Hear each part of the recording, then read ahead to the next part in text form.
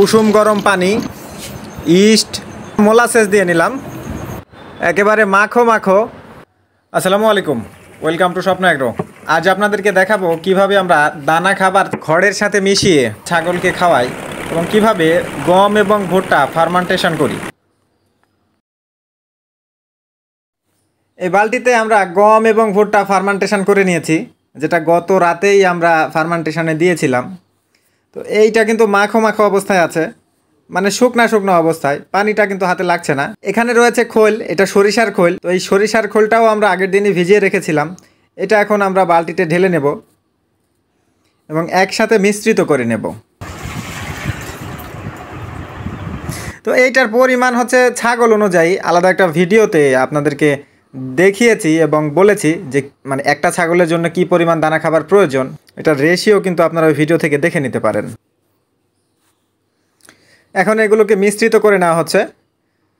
তো এরপর দিয়ে দিচ্ছি, এটা হচ্ছে রাইস ব্র্যান্ড, সাথে সয়াবিন মিল, সাথে আরও কিছু উপাদান দেওয়া আছে, যেটা হয়তো দানা খাবার তৈরির ভিডিও যারা দেখেছেন তারা বলতে পারবেন। আর যদি কারো না দেখা থাকে, ডিসক্রিপশান বক্সে লিঙ্ক দিয়ে দেবো, আপনারা চাইলে দেখেও আসতে পারেন। এটা সবগুলো একসাথে করে আবারও মিশানো হচ্ছে সুন্দরভাবে, যেন সম্পূর্ণটা মিক্স হয়ে যায়, এভাবে মিশিয়ে নেওয়া হচ্ছে। খড়ের পরিমাণটা কিন্তু খুব বেশি নেইনি। এখানে আমরা 2 কেজি দানা খাবারের সাথে 2 কেজি বা 2.5 কেজির মতো খড় নিয়েছি। তো আমাদের মূল উদ্দেশ্য খড় খাওয়ানো না, আমাদের মূল উদ্দেশ্য দানা খাবারটা ছাগলকে খাওয়ানো এবং সাথে খড়টা দেওয়া, যেন ছাগলগুলো অনেক বেশি সময় ধরে জাবর কাটতে পারে এবং তাদের হজমের সুবিধা হয়। ছাগলের খাবার পাত্রে খড়টা আগে ঢেলে দিয়ে তার উপর দানা খাবারটা ঢেলে দিলাম। তো এরপর কিন্তু এগুলোকে সুন্দরভাবে মিশ্রিত করে নেওয়া হবে।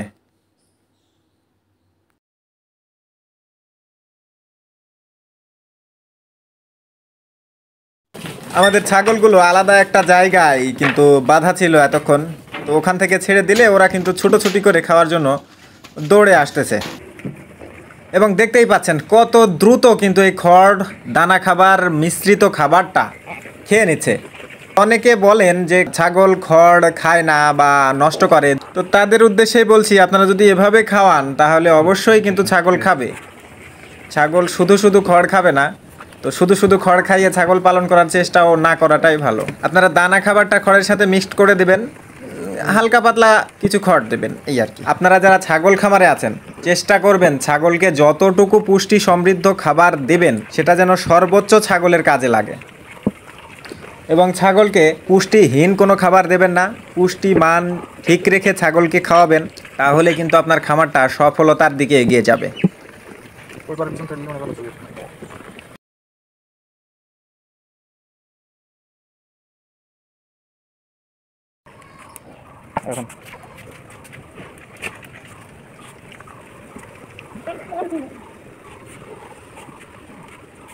এখন আপনাদের দেখাবো কিভাবে আমরা গম এবং ভুট্টাটা ফার্মেন্টেশন করি। তো আমরা এখানে কিন্তু গরম পানিটা নিয়েছি। তো গরম পানিটা প্রথমে আমাদের প্রয়োজন অনুযায়ী পরিমাণ মতো বালতিতে দিয়ে নেব। খুব বেশি পরিমাণে দেওয়া যাবে না, যেন দানা খাবারটা ভিজে একেবারে ভেজা ভেজা অবস্থায় চলে যায়, এইরকম বেশি পরিমাণে দেওয়া যাবে না। এটা কিন্তু গরম পানি বলতে কুসুম গরম পানি, এটা কিন্তু ফুল গরম পানি না। ইস্ট এক ধরনের ব্যাকটেরিয়া, তো এই ব্যাকটেরিয়াগুলোকে জাগ্রত করার জন্য এই কুসুম গরম পানিটা কাজ করে থাকে। 1 কেজি পরিমাণ গম ভুট্টা ফার্মেন্টেশন করার জন্য 3 থেকে 5 গ্রাম ইস্ট নেব। ইস্টের পরিমাণ কোনোভাবেই কম বেশি হওয়া যাবে না। আমরা 2 কেজি দানা খাবার যেহেতু রেগুলার ফার্মেন্টেশন করার জন্য দিই, সেহেতু আমাদের প্রয়োজন পড়বে 8 থেকে 9 গ্রাম ইস্টের প্রয়োজন আমরা দিব। তো আমরা একটা মাপ করে নিয়েছি, আপনারাও আপনাদের প্রয়োজন মতো মাপ করে নেবেন। তো গরম পানি দেওয়ার পর আমরা ইস্ট দিয়ে নেব। আমরা কাজের সুবিধাতে ইস্টের বোতলটা খুলে আমরা একটা 7 আপের বোতলে নিয়েছি। তো আপনারা আপনাদের চাহিদা অনুযায়ী, আপনাদের প্রয়োজন অনুযায়ী ব্যবহার করবেন, কোনোভাবেই কম বেশি করা যাবে না। ইস্ট দেওয়ার পর এর মধ্যে আমরা দিয়ে দেব মোলাসেস অর্থাৎ চিটা গুড়। আপনারা যদি ড্রাই মোলাসেস পান তাহলে সেটা সবচেয়ে ভালো হয়, আর যদি না পান তাহলে সাধারণ মোলাসেসই দেবেন। এখানেও আমরা 3 মুষ্টির মতো মোলাসেসটা নিয়ে নিলাম। এরপর এটাকে সুন্দরভাবে মিশ্রিত করে নিচ্ছি। এটা সুন্দরভাবে মেশানো হয়ে গেলে তারপর এখানে আমাদের গম ভুট্টার যে মিশ্রণটা রয়েছে, এই গম ভুট্টার মিশ্রণটা এখানে দিয়ে দেব। আগেই আপনাদের একটা ভিডিওতে দেখিয়েছি গম এবং ভুট্টা আমরা ভেঙে নিয়েছি। তো গম ভুট্টা ভাঙা একেবারে ছোট মিহিও না, আবার একেবারে বড়ও না, অনেকটা সুজির মতো। গম ভুট্টার মিশ্রণ দিয়ে এটা একেবারে সুন্দর করে মিশ্রিত করে নেব। এখানে হাত দিয়ে আমি কিন্তু বেশ ভালোভাবেই মিশ্রিত করে নিলাম।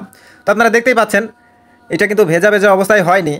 হয়তো আগামীকাল যখন বের করা হবে তখন এইটা কিন্তু আরও শুকিয়ে যাবে, গম ভুট্টাটা আরও কিছু পানি শোষণ করে নেবে, এটা মাখো মাখো অবস্থায় চলে আসবে। সবশেষে বালতির মুখটা একটা ভালো ঢাকনা দিয়ে যেন বাতাস ঢুকতে না পারে এরকমভাবে বায়ুরোধ করে রাখতে হবে। এরপর আমরা দিয়ে দেবো এখানে সরিষার খোল। তো সরিষার খোলটাও আগের দিন ভিজিয়ে রাখি, তো আমরা আগের দিন ভিজিয়ে নিচ্ছি। সরিষার খোল ভিজিয়ে আমরা রেখে দিলাম, এটা কিন্তু আগামীকাল আমরা ব্যবহার করব। আপনাদের ছাগল খামারে এইভাবে যদি দানা খাবারটা দেন তাহলে কিন্তু দানা খাবারের কার্যকারিতাটা সব থেকে বেশি হয়। অন্যভাবে দিলে দানা খাবারের কিছু অংশ তাদের বর্জ্য অর্থাৎ পেশা পায়খানার সাথে কিন্তু বের হয়ে যায়। এইভাবে দিলে সর্বোচ্চ পরিমাণ পুষ্টি মান কিন্তু ছাগল পাবে। তো এরপর পরই আমরা খড়টা কেটে নিব। খড় আমরা নিজস্ব মেশিনেই কাটি। তো খড় কাটার পূর্বে আপনাদের যাদের খড় কাটা মেশিন আছে তারা অবশ্যই প্রিমিয়ামে গিরিজ দিয়ে নেবেন। আমরা অবশ্য হুক্স গিরিজটা ব্যবহার করি, আপনারা দেখতেই পাচ্ছেন। তো এর চেয়েও ভালো মানের গিরিজ হয়, আপনারা এর চেয়েও ভালো মানেরও গিরিজ দিতে পারেন। কোনোভাবেই নর্মাল কোনো গিরিজ দেবেন না, তাহলে কিন্তু আপনাদের মেশিনের প্রিমিয়ামটা দ্রুত নষ্ট হয়ে যাবে। মেশিনের চাকা ঘুরিয়ে প্রিমিয়ামের সবগুলো দাঁতে যেন সুন্দরভাবে গিরিজটা পৌঁছে, আপনারা ঠিক সেভাবে গিরিজটা দেওয়ার চেষ্টা করবেন। এমনিতেই এই প্রিমিয়ামগুলো খুব বেশি দিন কিন্তু লাস্টিং করে না, এগুলো খুব দ্রুতই নষ্ট হয়ে যায়। তাই যতটা সম্ভব খুব বেশি দিন অপেক্ষা না করে আপনারা রেগুলারই গিরিজটা ব্যবহার করার চেষ্টা করবেন। প্রতি সপ্তাহে অন্তত একবার হলেও গিরিজটা দেবেন।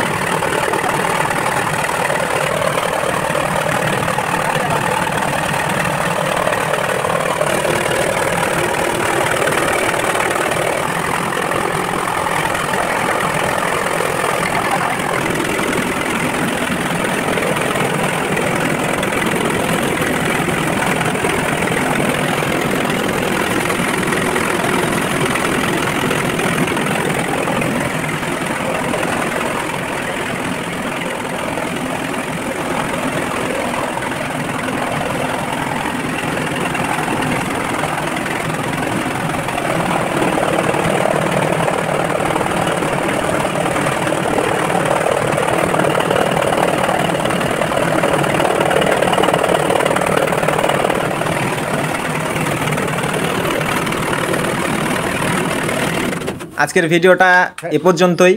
আল্লাহ আপনাদের সবাইকে ভালো রাখুক, সুস্থ রাখুক। আসসালামু আলাইকুম।